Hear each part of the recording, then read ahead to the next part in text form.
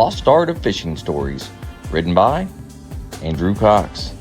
Get your copy today. Go to Amazon and search The Lost Art of Fishing Stories.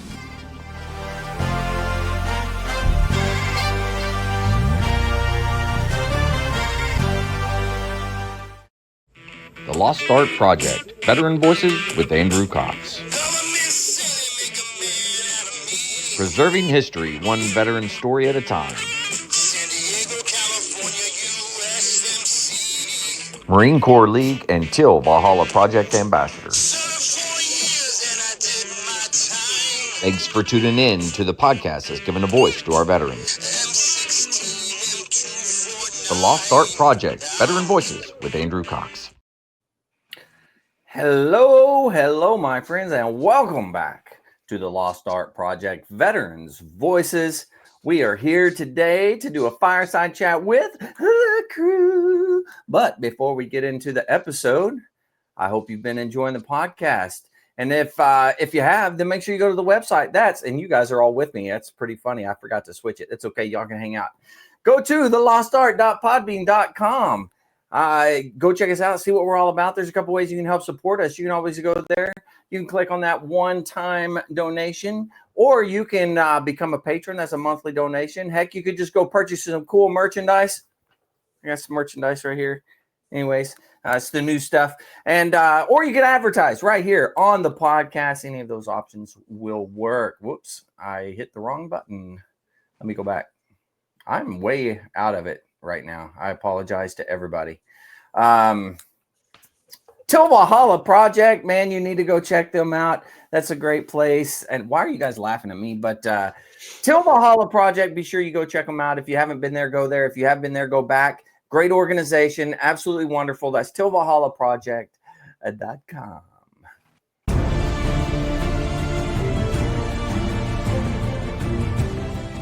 Are you a Marine veteran? Are you missing that bond you had on active duty? Then I have a place for you. Join the only congressionally chartered Marine Corps Veteran Service Organization, the Marine Corps League. Get that brother and sisterhood back in your life. Become one of the fewer, the prouder, a Marine Corps League member.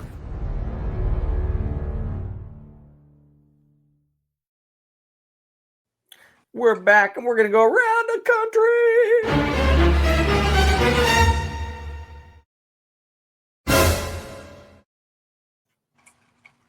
Sorry, I screwed up the beginning. I apologize. I was not on my game and I wasn't really ready. I was doing a quick transition from one podcast to another and it threw me off. And then somebody was talking crazy earlier and threw my mind for a loop. So I apologize. Let's go around the country, you know. Let's start with Mike. Mike, you're the first one on here. So yeah, how you doing there, Mike? I'm doing good, Andrew. Yeah. All right. Yep. I'm doing good. All right. Okay. Bone, how are you doing? We're doing great in the PNW. I don't know if you guys have heard the Mariners somehow inexplicably, some witch bought a spell on the internet and they don't suck anymore. We've stopped selling our good players to Japan, or I don't know what was wrong for 2 decades, but we're in the ALCS and I don't watch any of it because I'm not a baseball fan, but between that and the Hawks winning today and exposing the Jags, we're having a nice time in the PNW. So there it is. It's good. Nice. I like it. I like it when teams win, even if there's a spell involved. So, yeah. You got to do what you got to do. One's not a sports fan, but magically he is. Yeah. Right. All right. Sensei, although he doesn't put Sensei up there anymore. Vic, how you doing? Life is good. I've finally got the benches that I was working on completely done. All I need to do now is wait for the rain to stop so I can take them outside and spray them down with stain and polyurethane, and they're done, which is awesome. So I feel incredibly accomplished in the wood shop. And then as soon as I get them out, hopefully the rain's supposed to break tomorrow so I can get everything sprayed down. One coat of spray takes about an hour to dry. So if everything goes well, I can get 3 coats on by the end of the day. So we'll see. Today's cigar is a Tatuaje Mummy.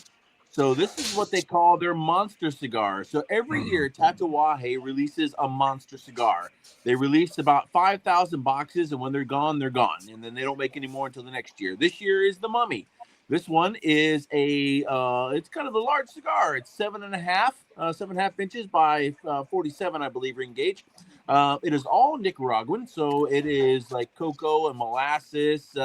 Yes, it's at least, if it's, 14. 6 inches. It's at least 6 inches. Yeah. But but it's like cocoa and espresso and molasses and that kind of stuff. But I've smoked one of these earlier in the week, and it's a wonderful cigar. So if you see these out in your cigar shop, I highly recommend, and then keep your eye out for them because every year they're different. 2 years ago they had, I think it was a vampire, and it was amazing. Every year, so far since I got turned on to them, I haven't found one that I don't like yet. So this cigar, this particular cigar, the Monster, I'm assuming only comes out during like October for Halloween. Yes, this is my tribute to our 2 birthday boys this month. So it comes out around the middle of October, and then they distribute 5,000 boxes, and that's it. When they're gone, they're gone. Depending on what they have on hand every year, with like leftover, leftover inventory from the previous years, they put together a monster mash. So they'll put together an assortment box of previous cigars. But they're the monster mashes that get expensive every year because they're, once they release it, sometimes they don't re-release them for many years. So they're kind of hard to come by. But this year is the Mummy, and it's awesome. That's good. I'm laughing at a comment on the TikTok. He said those white. I can't see it. Is he nice. asking if they commingle with like Strawberry Mummy and Count Chocula, like Vanilla Ghost?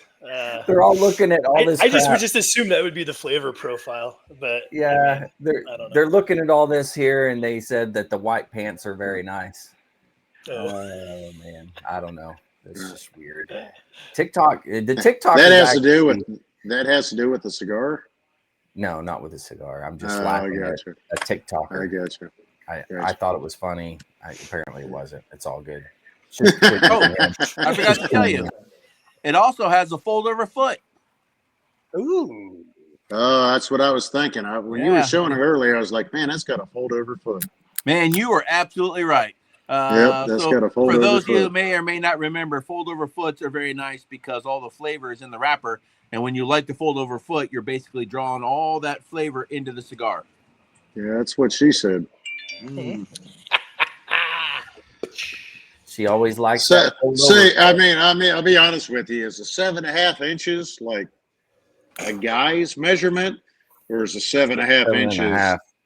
You know what I'm saying? It's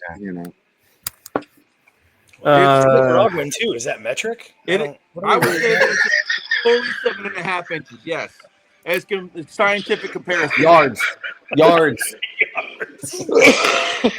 Just gonna start making up a apothecary number. It weighs 59 grams. Yeah. Love it. Yeah, that's actually a funny joke there, Vic. And the business and the clientele I deal with are produce farmers.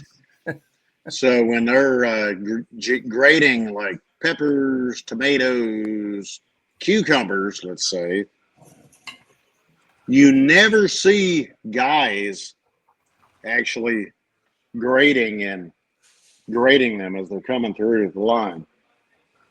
And I asked that question several years ago. I was like, why do you only have women? They're like, yeah, they're the only one that can actually judge size. Oh, they didn't say that.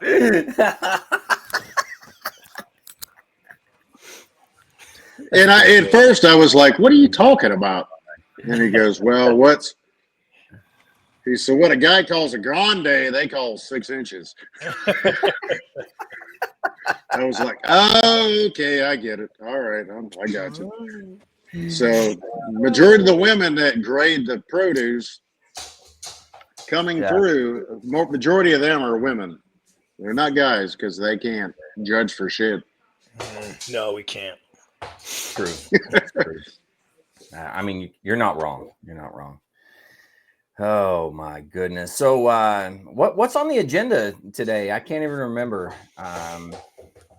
Nor some can I VA, get to it. some VA stuff in the news that you had brought up, kind of reference Doge and just some changes coming or have come with the VA or suggested. Yeah. What about the let's see, that was the second one with Doge, right? Yeah, but no, I think it was the first one, and I think the recommendation was to cut 80,000 positions, and then it got kind of dwindled down to 30,000. That they're still, I don't know that they've been cut, but that they're pushing as, certain things that they want to slash out of the VA, and it's interesting. You have to read the whole article. The kind of like most things. I don't think it was a sensational headline, but that doesn't explain the totality of it. But when you get, when you do drill down, you're like, it's not all good just because it's Trump Dog's autistic Muppet is the one trying to pull the trigger on it or whoever cooked it up. So it's like, there's a little, you have to apply critical thinking to the story and to what the VA is and stuff. So I don't know. Yeah. That's some interesting take on some of that stuff there. What did you say? Trump's what? Trump Dog's Muppet? Autistic Muppet. That would be Elon Musk, for those of you who aren't picking up what I'm putting down. That's, I mean, in case it's you what weren't, it is. In case we weren't, direct enough with it. He knows. He's in on it too. He's like, he gets it. He's doing fine.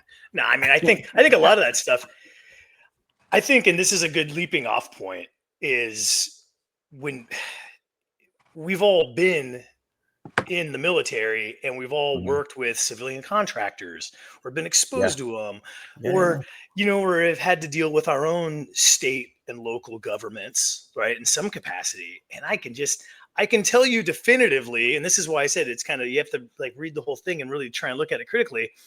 There are some people working in those positions in government jobs or in like contractor things that should not be there, that honestly should be fired for cause, but it's an almost impossibility to make that happen. Right. And so it takes like an act of God to get them out of there. Right. They finally, like that old bird that won't answer an email or return a phone call. I don't know. Let's just say from like Washington State LNI, who handles explosive breaching licenses. Like she either has to get married or run afoul of me, and I have to start doing my darndest to put an end to that. Right. Like it's, you know what I mean? Or it's just, it takes like, okay, I've come up in the world. I've won the lottery. Now I don't have to work in this government position and ruin everyone's day and life. So there's some of that. I mean, some of those 30,000 positions, I guarantee you there are those people in there. The other side, and what the article really was more alluding to, is contract positions that are kind of imperative to have, right? Like we need people. I mean, healthcare can be a 24-hour job. So sometimes we need doctors on the other side of the planet that are up and can, read these, CAT scans, CTs, X-rays, things like that. Right. And so there's things like that, and that should definitely not be cut. And I don't know enough about how they got to these 80,000, 30,000. I can just see it. I can just see both sides, and I'm like, yes, yes, yes. And then I'm like, no, no, no. So, I mean, well, it's hard to find the happy medium, or the happy medium is not the part that gets reported on or talked about, right? There's always the far sides that get talked about. That happy medium doesn't necessarily, because there's lots of contractors out there doing great things. Absolutely. It's just, I don't know. It's just weird.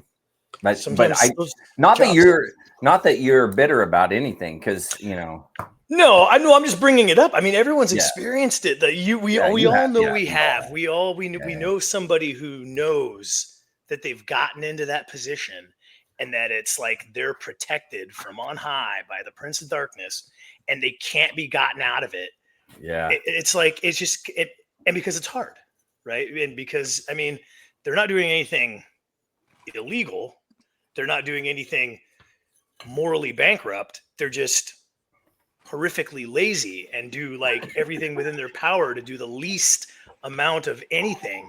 And look, I'm all about malicious compliance. It's still compliance. I get it. I don't like some people choose to be petty, do this and that.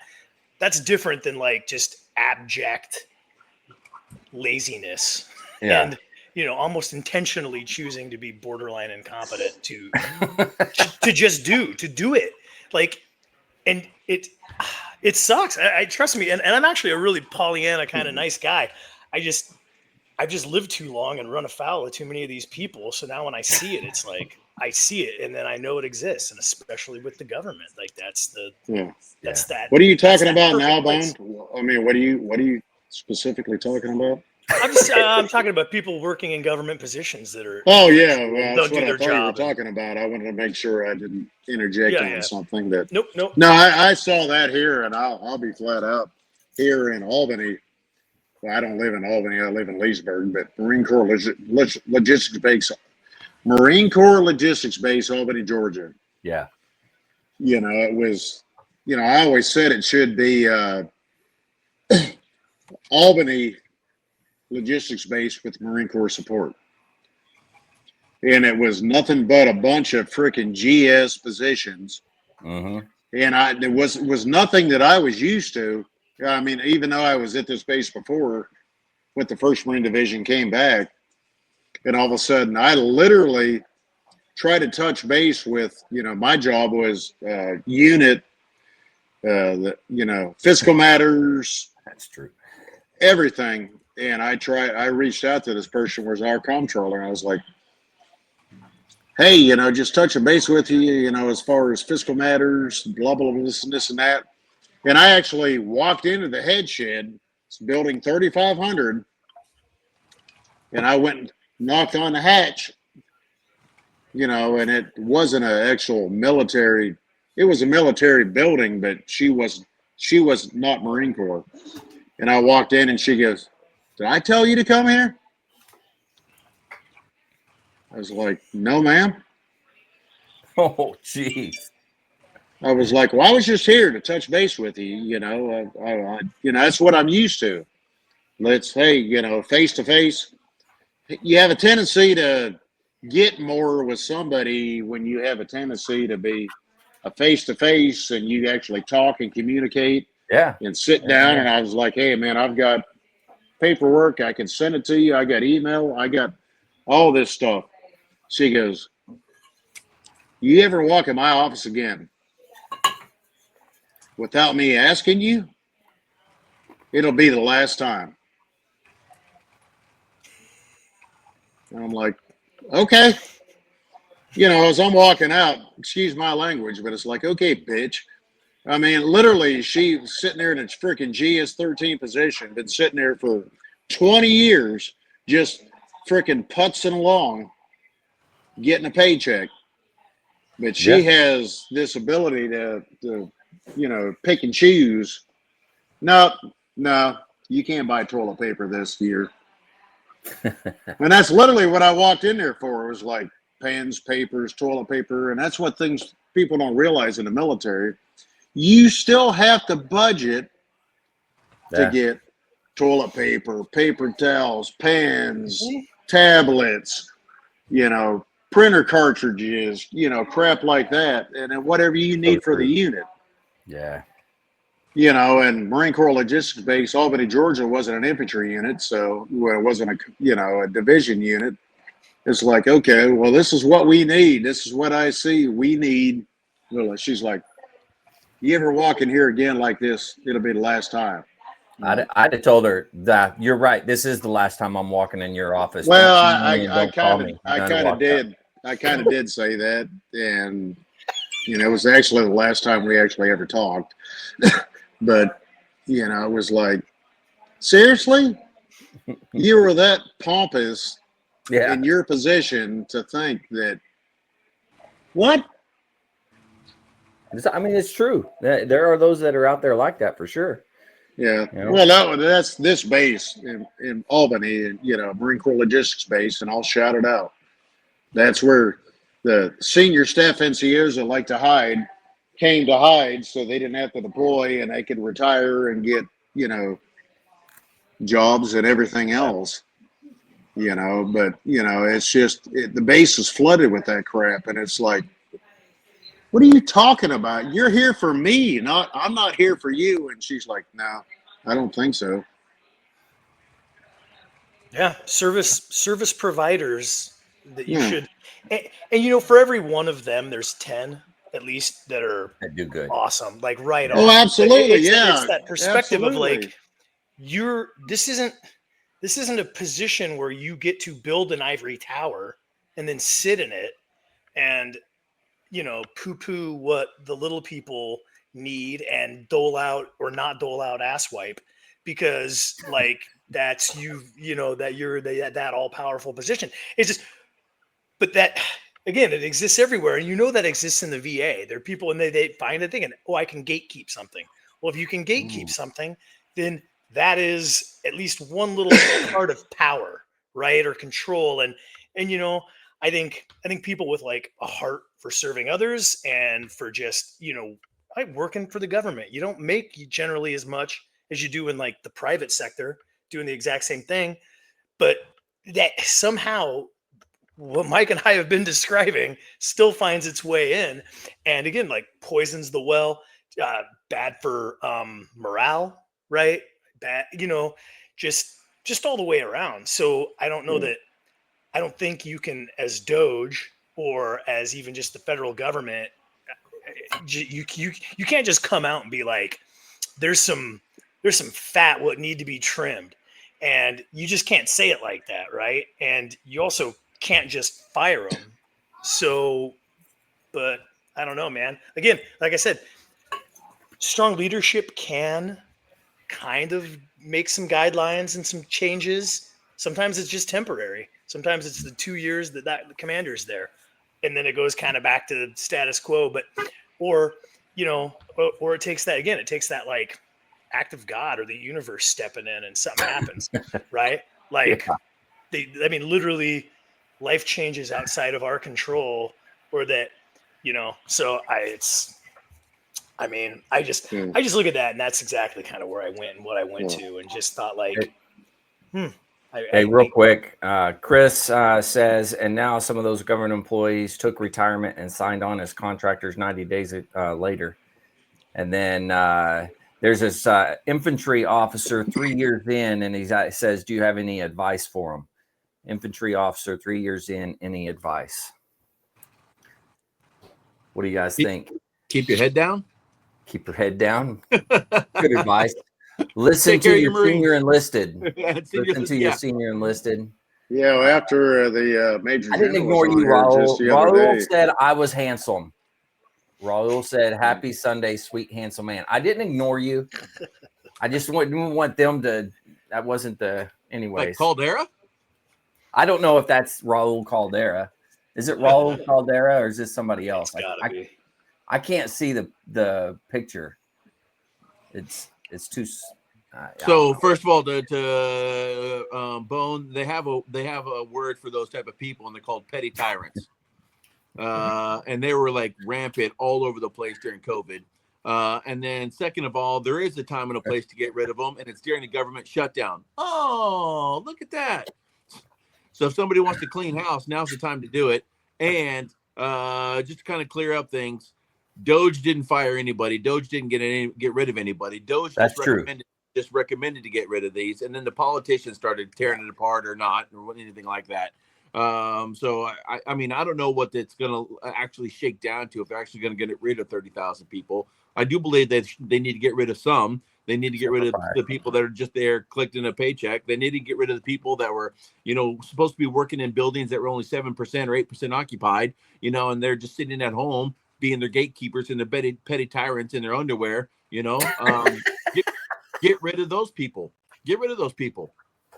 Preach, Vic, preach. Well, and hey, let's not forget that. Remember at the Advent, when all this Doge news was coming out, and I mean, however you want to look at it. One headline was literally they found multiple, not just one instance, but a small percentage, but a percentage of like retired and or dead people drawing money, pensions, like getting Social Security, pay, yeah, stuff like that. Like it is very small. It's a small percentage, but you know there's got to be some of that involved in this too. And thank you for clarifying. I don't think I said Doge fired him, but that can get mixed up or lost in the verbiage. But yeah, no, you're absolutely right. It was a look at, a suggestion, and it's like definitely some of it needs to go. Like there's always dead weight, there's always the wheat, and there's always the chaff, right? And whatever other platitude or euphemism like you can apply, it's just nobody ever wants to apply it because, and again, I think the Secretary of War Hegseth said it best when he was praising the Marine Corps, is like the one and only service branch that actually held a standard, which is true, preach.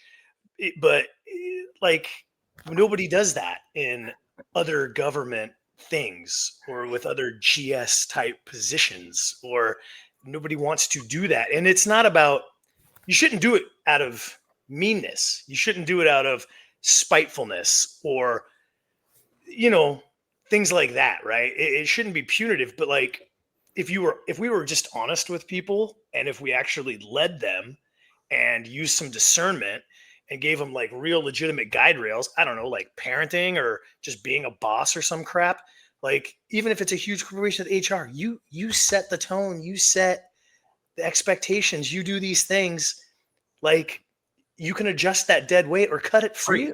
Are you honestly trying to tell everybody to just give a shit?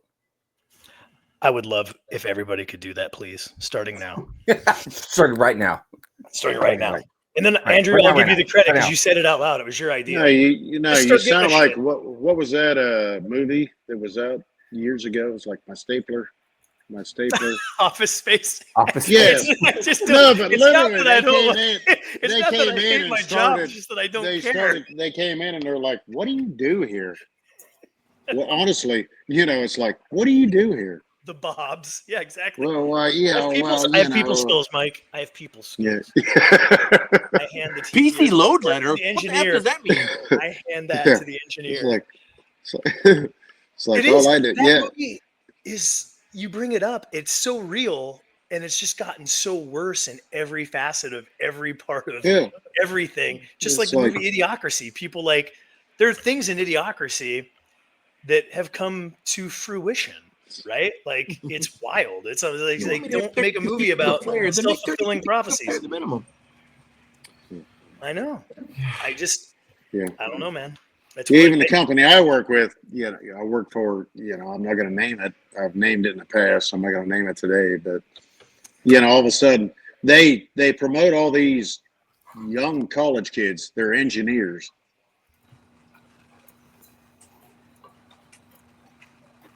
And I end up having to go to the plant, do this, do that. And they're like, well, the engineer. And I'm like, the hell are you an engineer of? Well, I'm an engineer of, machine maintenance. So what do you do? What do you do around here? Well, I no offense, and it was a female. Doesn't matter if it's a man or a woman. I don't care what their pronouns were or anything like that. And I'll say she. She was like, well, I'm not like I'm because I can't say it. I'm actually saying it the way she was saying it. She's like, machine maintenance proficiency. So would you say that your job might be like an entry-level position for engineers? I mean, like, because I was like, so you ever see maintenance? That's what I said. Yeah, I was like, you ever see maintenance? You dictate, like maintenance schedules or maintenance or PMs and stuff like that. She goes, no. Does she put the grease with the little knob and the thing on the thing? No, she doesn't stick the doesn't do grease that? gun in the Zerg fitting or anything like that. No. Oh, it's a Zerk fitting. Thank you. See, Yeah, I don't know. I was like, I said, I'm not trying to be an ass, but what do you do? And she goes, well, to establish proficiency. Just, well, I'm looking at you guys right now. As I was like, what does that mean? I was like, how's that going for you? You okay. the senior NCO to just like have your mouth open and go like, what? But that's the corporate philosophy. It's like, okay, well, let's make another position to make a position to make a position. Okay, we'll hire you as an engineer. You're an engineer over maintenance proficiency.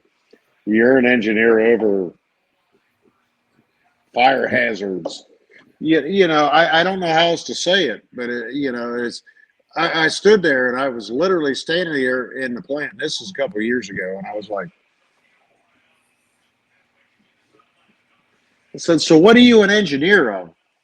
Do you have a degree? And she goes, yeah, absolutely. I said, in what? Engineering.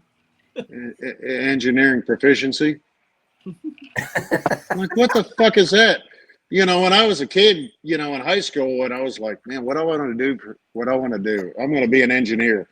Could be an electrical engineer. I can be a structural engineer. I can be a, whatever. Civil engineer. The dude absolutely. on a train? Yeah. Train engineer. Yeah. All of a sudden it was like, I'm an engineer of this. And I was like, and they get promoted. They're there for like 6 months to a year and they get to go on. They, it's just a step to another position. But to go on what Bone's saying is what positions are these? What's the requirement for this? Why do we have to have them when we haven't had them for years? You've had people doing these jobs for years. I mean, what's the purpose of all of a sudden you got to hire? And that was literally the plant manager at the time. I think it was plant manager. They keep changing the wording, but he said, well, you have to understand these kids, they can learn anything you guys can do. Yeah, but you can't do what they can do. His exact words, and it was like, okay. Who taught him that? I mean, yeah, exactly. And like you said, it's also part of college or part of getting into that whatever program. Yeah. And either do. Being an engineer and being able to do calculus does not an idiot make. So I don't think anybody here is saying anything like that or diminishing anyone's intelligence. But what we're saying is you went somewhere for a long time and spent a bunch of money to learn some fake words about engineering proficiency. Well, what is and again, I'm sure you apply some math, but guess what? I bet it's programmed into your Excel spreadsheet and you tell Excel how fast the saw blade turns, what cuts the wheat or whatever drops the cookie on the conveyor belt, and what? Okay, yeah, dude, you can teach me that. I'm an idiot like you, but I can physically put a number into an Excel sheet that's already been generated, and then I can go tell somebody to tighten the screw on the thing so the cookie moves faster or whatever widget or whatever. Like, I mean, no, you're not wrong, Bo. Pick an engineering function. Right. Yeah. And we're old and salty and we have experience and people skills. Like I said, we have people skills. I can hand a piece of paper to somebody and interact with them. So exactly what that dude said is so insulting and also completely the inverse. Because now you have a generation of people that can't talk or interact with someone. Well, the big thing is, and that's actually my coworker actually said, and I listened to him. Well, it's been probably a couple of years ago now, with a young engineer was telling us was everything that was, why this, and this, and that. And I was standing there and I was just getting pissed. I was like, you cocksucker, I swear to God, man. And he turned around and looked at him and he goes, He goes, you know the difference between you and us? And this young kid, I say young kid, but he's probably 26, 27 years old. He goes, what's that? He goes, we deal in reality. He said, you deal with everything that's numbers, books, and everything else. He said, you have no actual knowledge of how this works in the real world. He said, we deal in reality.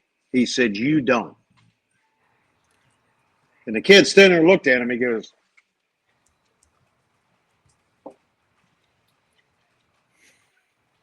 what am I supposed to say to that? And it was like, okay, well, I mean, come out and deal in reality and see what we see. What we're telling you is, yeah, what we see is what we're telling you. You're obviously smarter than we are, so we're telling you this. Take our data and fix the problem.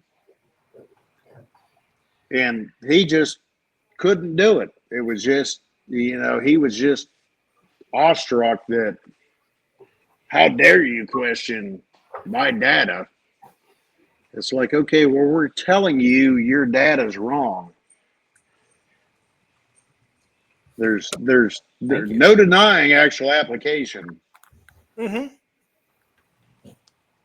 Yeah, it's the rubber meets the road situation. Data's like statistics. You can make it say whatever you want. It doesn't necessarily have to be right or wrong. It's just the question that you ask information to get the answer that you want. That's true. 70% of people know that. And I stole that from The Simpsons. That's a Simpsons joke, but it's, I mean, that's true, right? So you can use statistics to prove anything. But I actually talked to a guy who took like advanced statistics in college. So this is why you should go to church and meet new people that are interesting and know things you don't know. Is like this guy took these courses and understood these things. Exactly what Vic just said. There's no lie in the data, in the numbers. They're putting in the real numbers. They're running it through, but they're running it through multiple different statistical analyses, right? And then from there, you get to interpret it, right? Which is a little subjective, right? Not objective. And you also get to choose what you present to whom. So that's where it comes in. You can use that data for what, good or evil. You can use it to be a turd. You can use it. It's exactly that. And I was like, man, he's talking about statistics stuff. And he's like, I don't feel comfortable with this. I thought math was clean, not dirty. I'm like, you can pervert anything, man. Like numbers are, nothing's uncorruptible. And look at including government employees of GSA. 0 through 13, full circle. We've come full circle, and I just crapped on math. Sorry to you statisticians out there. God, got nothing, man. I don't know. Wow. You know what? So did how math about that do to DAV you? article? So what was the other article? Hold on. AI is going to take the jobs of that dead weight. That was one of them. Oh, the DAV responding to the shameful Washington Post article suggesting our nation's veterans are gaming the VA disability system. What do you guys think about that? That's some bullshit. That's what I think that is. I mean, I'm not gonna lie. I'm sure every demographic has their 10%. Every demographic, whatever you're analyzing, whatever you're looking at, whatever issue you're arguing for or against, there's always that 10% that is doing what you're arguing against in any situation. Yeah. So, I mean, I'm sure there are some people out there trying to game the system. I get it, but like by and large, the vast majority of veterans out there have earned the benefits that they are receiving and deserve more. Agreed. In my opinion. Got bad reception. Yeah, no, Vic's right. And I'll add on to that. That 10% is a classic number. 10% of the population commits about 90% of the crime, give or take, right? So just take it back to what you said. Here's the thing. There's a system. So you have to navigate it. We use words like gaming it or jobbing it or doing this. Like those are colloquialisms to describe just functioning within said system. And the VA, unfortunately, is one of those systems that sometimes can be, like we've talked about before on the podcast, either great for some vets, horrible for others. Things get slipped through the cracks. Who knows, right? But there's someone with righteous issues still needs to game that system, still needs to know who to talk to, how to fill out the form top to bottom, left to right, what's important, what's not. Like meet these time hacks, right? And it's very much a thing where if somebody is not as literate in that, right? They talk about, I mean, it's just whether it's a legal system, the medical system, those are two big systems that the VA melds together essentially, that most people are functionally illiterate in. Like didn't go, kids who went to school to be engineers don't know about that stuff, right? It's the truth. They don't. And so you need to understand this and game it. And so it's like that's also just like a crappy way of, like, just because some people have figured it out and then they have like, the wherewithal and to go preach that, to go tell people how to address these things, get that stuff done. That's why more people do it. All those veterans who are doing that are in need. And that's that 90%.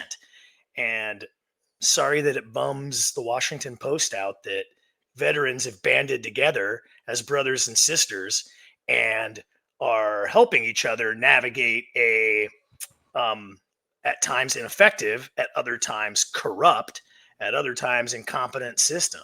So it also, it's sometimes great.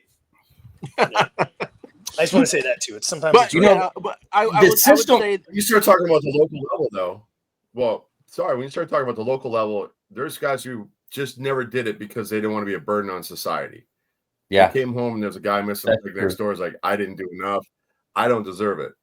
Now they're in their 50s, 60s, 70s, and 80s. They're going through Agent Orange. You're going through burn pit stuff. And we keep getting these trying to get these guys in the system. So you see an article like this pop up. They're like, you know what? Someone deserves it more than I do. I'm going to take a step back. And then we end up having to come through as VSOs and having to step in like, all right, convince these guys, like, go do that interview. Where's your paperwork at? And we got to start rebuilding these files after the fact.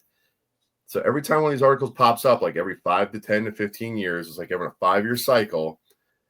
Then like we have to start going in and recreating stuff and start retooling the mindset. And they just set us back every time they do this. And it just sets us back and just pisses us off. They wonder why. That's what the VSOs are there for, because they know the system and they can actually help everybody. And that's what everybody's upset about, is that a VSO knows what the system is and can help people get through the system. So more people are getting through because there's more VSOs. So somebody is noticing the money difference. Well, you're the ones that put it in play and said, hey, this is the requirement. Well, we're meeting that requirement. And if they don't want to if they don't want veterans affairs, stop making veterans. Let's just call that for what it is too. Touche. Mm-hmm. Where was the outcry when we had 150-year-old people still claiming Social Security benefits? I mean, we want to talk about gaming the system. Where was the outcry for that? How come the Washington Post didn't talk about that? I mean, seriously. We're gaming systems here. People that are 140, 130, 120 years old still claiming Social Security. Seriously? Yeah, that's true. You work big data long enough, you're going to find abnormalities. And when you start talking about hundreds of million records, I'm just saying, outliers are going to be outliers. But every time the WAPO does this and they just like take a shit on us, I'm like, can you stop it for 5 minutes and go focus on something more important? What we're trying to do out and then here. That runs downhill. Jess, long enough. Everything you said, brother, is so dead on. But that rolls downhill to other things like the first responder community, who like it's it's so eerily similar, but then also we kind of learn from, the veteran community, and it goes, and some of us obviously are both or had We been. learned from the first And responders for the fact that because John Stewart did the same thing for the 9/11 fund. And when That I got is a true. 9/11, when I got a comedian stepping up for us more than most of our congressional representation, then I got a problem. yeah, Which When you got to happened. go Yeah, every absolutely. year, ask the basic Right. stuff. Is like, can we just survive another year? Can you fund us for another year? Because the social contract is getting broken all the time. it's cyclic too, and I agree with you. And like you said, it's when it comes and it hits, it sucks. And because progress does get made, because we're having this conversation because I've thought and felt the exact same things you just said, not from a military context, because all my PTSD is from law enforcement, but I've thought and felt things, dude. I've had the ugly cry and be ashamed, which I not anymore, of like the what's the word I'm looking for, the benefits or things I've utilized, right? Entitlements. And the entitlements, benefits, things that offered that I never would have dreamed of or never would have wanted to. But also, I didn't want to be in the position I was in. So I'm loudly and proudly agreeing with you and everything everyone else has said, that this is crap. You can't say these things because it's poison, and it's poisoning someone's brain and their perception of themselves and their perception of their injuries or service related illnesses, things, just anything that is part of that, like you said, social contract, that, and this just allows them to, what, even if they're not breaking it, just deal with it less, right? Just it's completely subversive, and that's why I think stuff like that does get put out. And I don't know, it almost seems intentional, if I'm being honest. Every first responder, every mil vet, you just never want to be the weakest link in your platoon. You never want to be the weakest link in your squad. And it just feels like every time they do this, like they're saying that if you do this, you might be the weakest link. They put that weird guilt on you. I'm like, stop it, dude. Just It adds to your stop it. PTSD. It sets us back every time. It completely compounds. It's like a magnifier. I had my best friend Yeah. struggles so mightily with some parts of what we were involved in because that's his perception, and he's going to feel that way just because he was a vet and a ranger and other things before he got into law enforcement. And it doesn't matter how much you can do everything right or be told you did everything right, but when you feel that you're the weakest link or that you're taking advantage of something that you never, first of all, no one ever wants to, right, and no one ever thinks they'll need to, or at least they hope they don't, or they just don't ignore it and pretend they're not. But then when it happens and you do, it creates a whole nother thing. And I'll say this as a man talking to men, there's other shit you feel as being a provider, right? I jokingly say I'm a lardo on workman's comp, but like, it's because I have to say that because like part of me does actually is like, what I am providing for my family, but through what? Like disability and tithing a lawyer to keep the insurance company from fucking me. So you know what I mean? Like we have our own thoughts and demons as men and vets and first responders, and stuff like this really just, you ain't going to get me because I'm already taking advantage of it and I've come to grips with it. But the problem is it also took time to get there. Right. And therapy and, coming back to God and instead of just trying to rely on myself. Things like this and stuff like this in the media and stuff like this that gets like rolled out or rolled around, it hits the wrong person. It does exactly what you said, Jess. It sets them so far back that they're not going to get that help. And that's not the VA's fault. That's the Washington Post. Society. That's Washington societal. Post, yeah. That's media. It's bull crap. And it's like, but what am I going to do? I can't make the WAPO 20 years. do a retraction, but they should know better and they should be ashamed. They're listening I to agree. this. Go fuck yourself. 20 years Sorry. because I mean, I got out in 3. I shouldn't have said and that. I didn't go in until 24. It took me 20 years because I'm like, I got buddies over in Iraq and Afghanistan. They're coming back with They've been blown up 4 times. I have friends that got hit 7 times. I mean, these are like, dude, I broke my nose and a few times and my appendix burst. I mean, just like the little things that just accumulation over the years, right? Like, Absolutely. well, you know what? These guys got it. There's a finite fund, and I'm taking a percentage away from it if I even go and talk to them. I'm taking time. I'm taking resources away from the guys who need it more. And that's what that stacked up. And when I went in, it was like I was guilting all my guys at the VFW and Legion posts like pack deck. We're preaching it. Like, you're an asshole because you haven't been in yet. So you got to start practicing what you preach. So I went in, filled out the form. Oh, wow. And it worked. But that guilt, I mean, you talk about providing that pride that we men feel you're supposed to, because that's how we're raised up. That's how men are wired. That's part of being a man. But every time the WAPO does stuff like this, and the Times and all these accountants at newspapers, all of a sudden, like, they latch onto a story that's like not really a big issue, and then they just make it wild. Like, stick with what you know. Well, Sorry, you know, these investigative reporters that do this kind of stuff, and I'm not saying that's who these are, because I was just kind of looking them up a little bit, but it's disappointing that, you know, they're looking for low-hanging fruit where they can get picked up by a major newspaper. They're investigative reporters. They go to papers like the Washington Times. They pick a low-hanging fruit like, oh, veterans came in the system, just so they can sell an article, just so they can get their 30 seconds of fame. But like some of these people are they're like they're not, because only conservatives are conspiracy theorists, but these people consider themselves professional dot connectors, you know. And it's unfortunate that they feel like that they can get a quick buck off of people's lives, you know, because that's what they're doing. And again, I'll fully admit there are some people out there saying that they're paralyzed, and they're not. You know, people saying that, you know, they got this condition and they don't.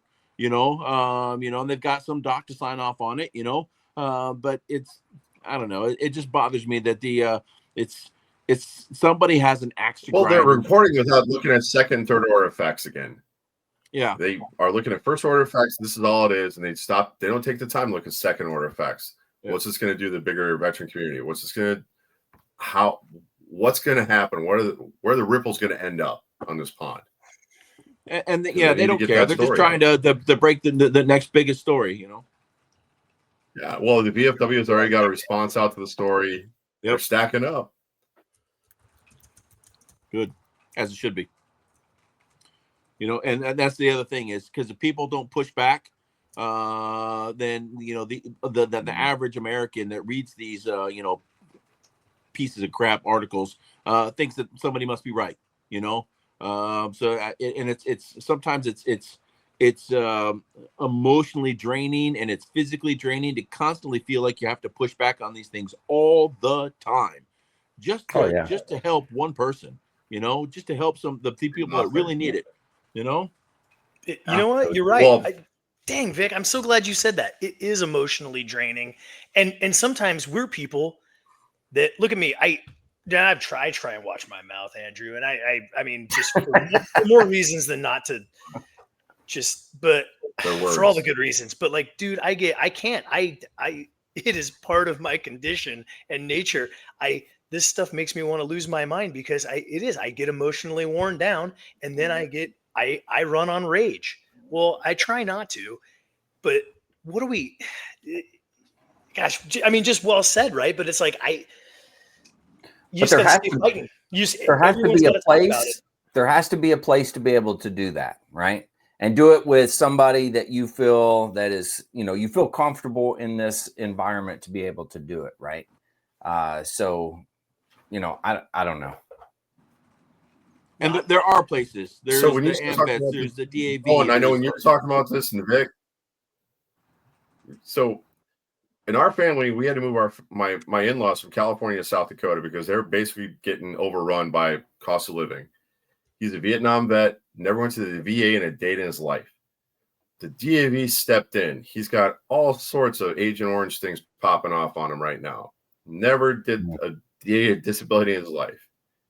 So when you start looking at the second order effects on our family, now we're basically taking time off work. We got to basically go in and walk him through the VA process, and he's in his 60s, 70s. He's not young. Yeah. And this is it just compounds on the generations underneath him too, because these guys were prideful. The VA is where you went to die. It wasn't it didn't have the care in the community that we have now. And it was like, nope, I'm proud. I'm never going to do this. I'm taking away from somebody else. I was just in the Navy. I'm like, well, you were ashore in Vietnam, man. And you were breathing in the same chemicals as everybody else. All these things we were working on. Look at how this is affecting my family. I mean, generationally, right? Generationally, if you think about it, because if I get 100%, think of my kids who get college for free, right? Yep. My kids are getting time taken away because now we're sandwiched between two generations. We're trying to take care of them and our parents at this point. Yeah, you're right. And it's exhausting for our generation because now we're sandwiched between care for our parents and care for our kids. Mm-hmm. And if we could help, the VA is helping out because we got them in the system here, and the DAV in Camarillo, California, and Oxnard is amazing.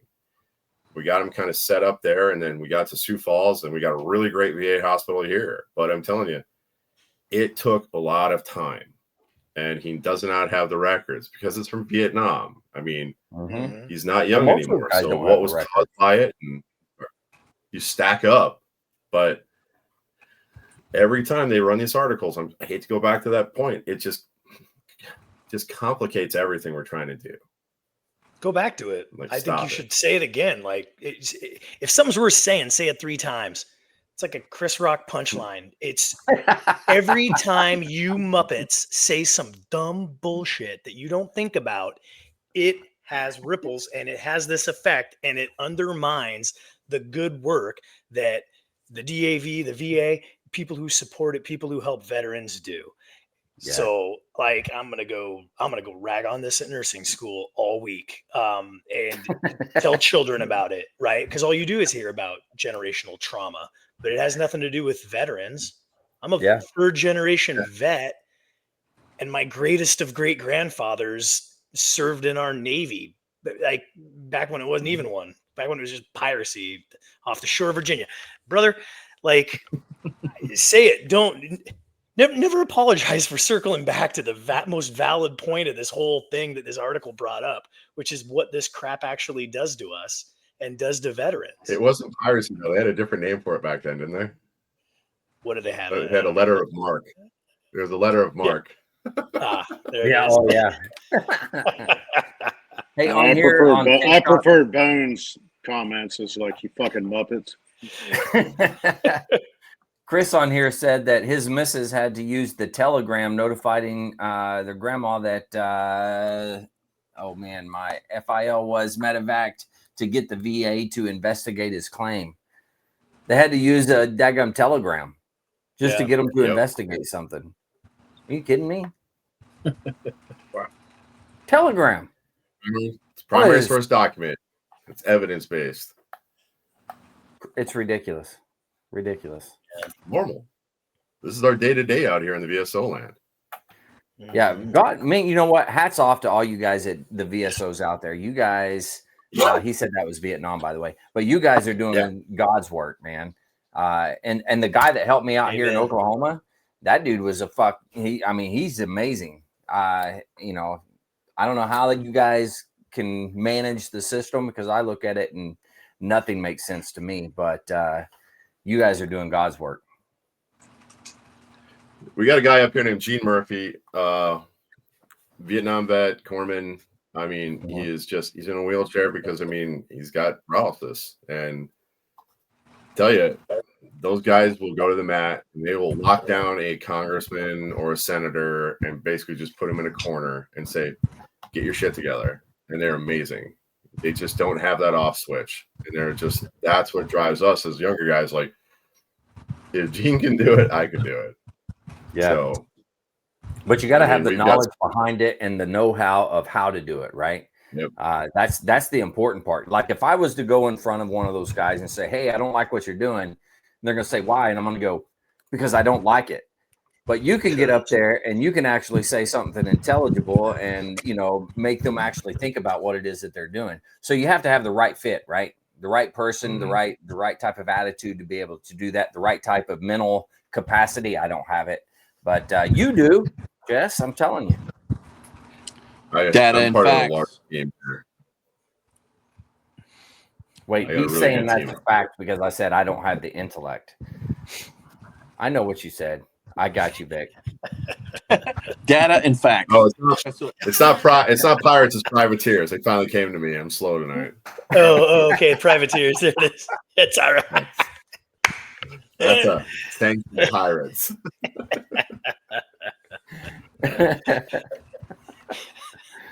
Oh my God, this is ridiculous. I love Good it. stuff, Actually, man. hold on. Such good stuff.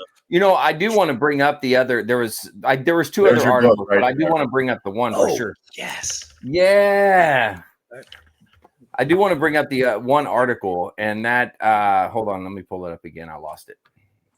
Doug Collins, right? How faith has guided Doug Collins from pastor to Air Force chaplain to VA secretary. I had no clue that he did those things. Like, I didn't know he was a chaplain, nor did I know he, eventually joined the Air Force for that. I had no clue. Did you guys know that? Yep. Nope. You Seminary, did? and then he ran his own congregation for 11 years, I think the article said, and then That's pretty wild, man. But it's good to know that somebody, with faith and religion and those types of things are actually there at the head of it, right? And I think, and I feel, and Jess, you can correct me if I'm wrong on this, but I think that he's trying to move us in the right direction and try to help things move along. But I hate to say it, but every VA secretary has been doing the same thing. It's just, how do you move the bureaucracy forward in a way that's efficient, and you're doing the best use of the taxpayers' dollars? With medicine, it's always going to be experimental and stuff that, we're looking at, you start looking at technology or therapy. We're usually a mile ahead and a mile forward of everything civilian. Our prosthetics, they're using our technology in modern prosthetics. They're using our therapies across the board. Every time we send somebody downrange, we come back with lessons learned that have not hit the market yet. TBIs, micro tears, all these things that they're seeing outside in the civilian side, we're identifying through the VA system. But it's always experimental, and it takes us to a spot where the bureaucracy starts to fail, and that's kind of where they're always in a bad spot. So every VA secretary, I always tip my hat to them, because they're just running a big system with so many issues, generational issues, and one thing is not going to fit everywhere, and it hurts. Oh, absolutely. Take it on the teeth, especially when, how do you get ready for a wave of folks coming back from Iraq and Afghanistan with all sorts of issues? PTSD, you name it, and then they get their budget played with like a plaything every time because it costs money to send people overseas, but it costs even more on the other end. And I keep coming back to, if you don't want veterans, stop making them. Stop sending them places. Stop doing things that you probably don't. What is it? What's the end state look like? Well, let's think about a lot of these congressmen and stuff. They're fairly young individuals, right? Young. Well, I won't say all of them, but there are some fairly young individuals, and they don't think about the consequences of the actions of, let's send this guy to combat. Let's do this. Let's do that. With the trauma, all the things that are left on the back side of it when everyone gets home, that's the time that we have to really support them. Don't get me wrong, you need to support them in combat as well. But man, coming home, you can't forget it. You can't just do the combat part and then nothing else. Absolutely. Well, how many GWOT vets are in this group right now? All of us. For 20 years, we fought a 1-year war, right? Yeah. They just kept kicking the can. They never really asked the questions. They get somebody in front of them on a hearing, and they just like, well, if I don't vote for this with authorized GWOT funding, then I'm going to lose something on my side that I'm trying to get done. So they use this as like a bargaining chip for 20 years. Yeah. And how And then many I'm like, how many deaths and how we many need to surge injuries? troops And of 150. Yes, we need to surge 150,000 troops over Afghanistan and Iraq. Well, where are you going to source them? From the guys who just got done doing 3 tours? How many marriages? How many things got blown up? Right. How many extensions? Hey guys, When you I start love talking you all. I got to 10 punch tours, out. So, Jess, yeah. thanks for coming in, man. I'm glad you Hey, came real in quick. late. Some Nah. fire, brother. Hey, Bone, before you take off, man, do you got words of wisdom? I know we're going to jump into that in a minute, but you got some words of wisdom for everybody? Yeah, I think to all of us here, and I think everyone out there trying to stand up for what's right and fight the good fight. Pray for patience and the ability for long suffering. Do that, and you'll keep fighting the good fight, and you'll keep helping who needs help. So thank you, Jess, again. And sorry for my mouth earlier. Sometimes I get fired up. I have the PTSD. It's all good, Bone. I love you. I Don't love you worry all. about it. And thank you so much for letting me on here. Yeah, man. Thank you, Bone. Have a good one. Hey, I got to tell you guys, tonight has been pretty awesome. We've had consistent 7 and 8 viewers on the Facebook and the Xers. I'm sorry, I got to go back. The face pages and the Xers. We had a couple of viewers on the YouTubes, but the TikTokers, man, they've been coming in strong, in and out, and they've also been commenting. A lot of that is Chris. Thank you, Chris. Trent said raw, but they've been coming in and out. I've got to figure out a way to get the TikTokers on here so everybody can see their comments. It would make things a lot easier, but I have not figured that piece of the pie out. Hopefully I will soon. So with that, I just wanted to push that out and let you guys know that. You guys don't care. It's all good. I care. I care about you guys. I care. Just know that. These guys don't care. I care. Thanks for joining us. Thanks for tuning in. Well, hey, we are past the hour mark here. We try to cut these off at about an hour, but do you guys got anything else you want to discuss before we start wrapping it up here? Let's see. No, I'm good. Good. Okay. Well, hey, you know what time it is, right? Oh, yeah. That's right. Words of wisdom, baby.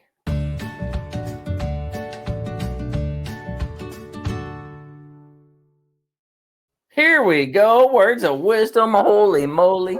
I'm super excited. Mike, you got some words of wisdom for us? I hope. Well, yeah, me too. Yeah, You know I don't. Yeah, I don't know if it's much, but when the big things feel out of control, focus on what's right under your nose because this storm will pass. Wow, yeah, that's good. I do enjoy that one. Yeah, I like that one a lot. Mike, bringing up strong. I like it. Jess, what do you got for us, man? It's a lot easier to go to a wedding than a funeral and connect with family because we did that last night. So, Agreed. Yep. Touche. Yeah, that's good too. That's good.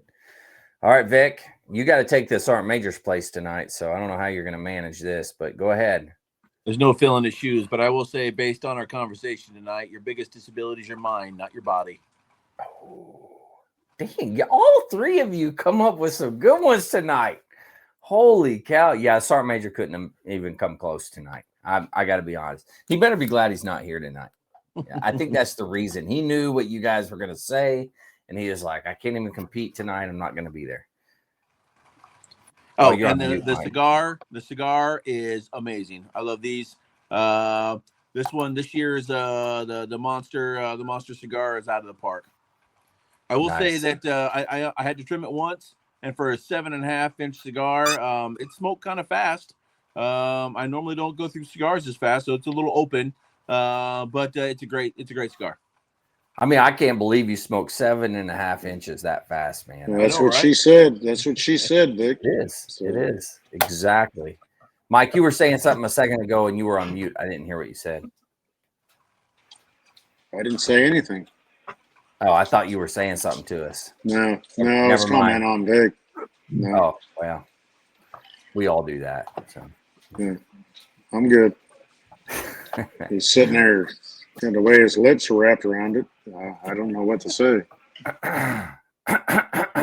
Good taste of cigar. That's all I got to say. We like cigars. We like cigars. All right, hey guys. Vic's likes smiling like a donut. So that's all I can say. Oh God.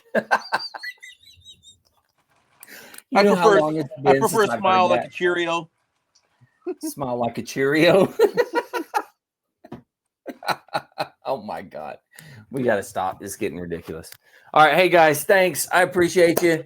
Thanks for coming on and just having fun. For those that joined us, the ones on the face pagers, the Xers, the YouTubes, and of course, you TikTokers, I do appreciate you guys joining us. I'm having fun. We're getting more and more participation. So please push us out to even more. And those that are on the face pages, the Xers and the YouTubes, you know, you can also comment because we will see the comments and hopefully be able to get back with you on those. But we are doing our best and we are trying to move on with it. But hey, guys, thanks again. I truly appreciate it. To all the listeners out there, if you're struggling, you need help, anything like that, don't forget the VA does have some great resources. You can always dial 988, press option 1. You can always text 838-255, or you can go to veteranscrisisline.net and click on that chat icon. Any of those options will put you in contact with somebody that can help you out. But remember, one veteran life lost is one too many. I care about you. The crew cares about you. The entire veteran community cares about you. So please reach out for help. And if you're out there, you're not struggling, reach out to the buddies you serve with, ask them how they're doing. And if they need that helping hand, please give it to them. All right, fellas, thanks. Truly appreciate it. To all the listeners out there, stay motivated. Change your socks.